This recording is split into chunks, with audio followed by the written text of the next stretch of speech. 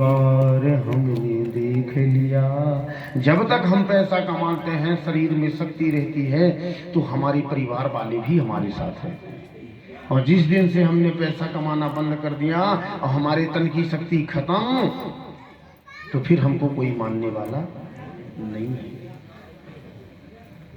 धन और दौलत जेब में जब तक सब मिल सेवा करेंगे, तब तक सब मिल सेवा करेंगे, तब तक मानेगा परिवार हमने देख लिया। मतलब के सब यार हमने देख लिया। कहने का तात्पर्य कि संसार का स्वरूप है स्वार्थ। केवल स्वार्थ एक ही जगह नहीं है। कहाँ नहीं है? बोले भगवान के मंदिर में। मेरे प्रभु ये नहीं देखते कि तुम कैसे आए हो, मांगने आए हो कि देने आए हो। भगवान की मेरी एक, और जो सिक्का कहीं नहीं चलता वो सिक्का भगवान के दरवाजे पे चल जाता है।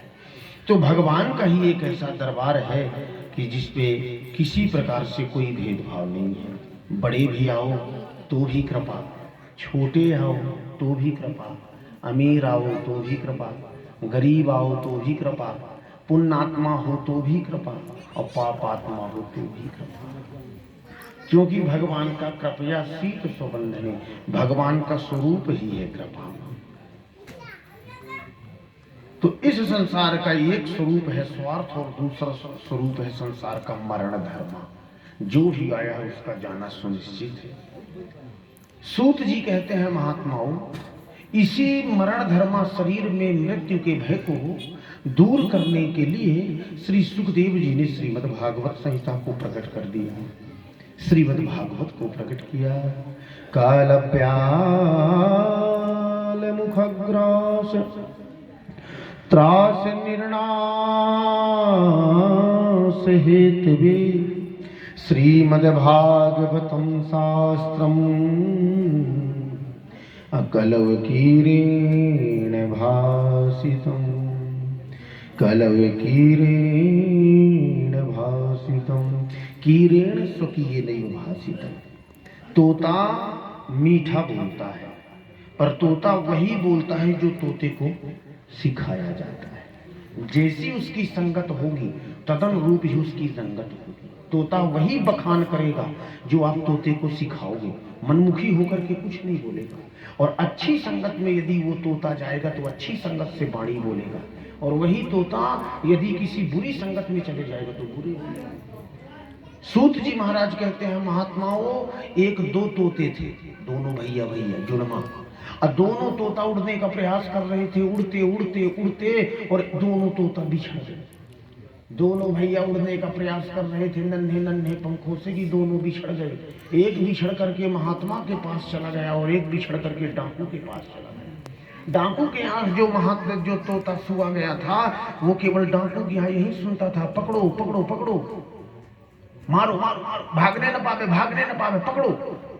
वो तोता केवल एक ही बात करता था, क्योंकि वो दिन रात वही सुनता था, पकड़ो मारो काटो।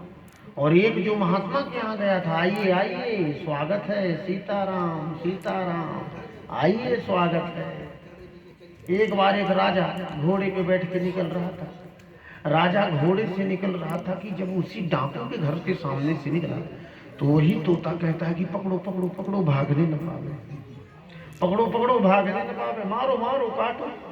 राजा ने सोचा कि भाई ये किसका घर हो सकता है? ये तोता कितना बढ़िया बोल रहा कि पकड़ो भागने न पावे, मारो काटो।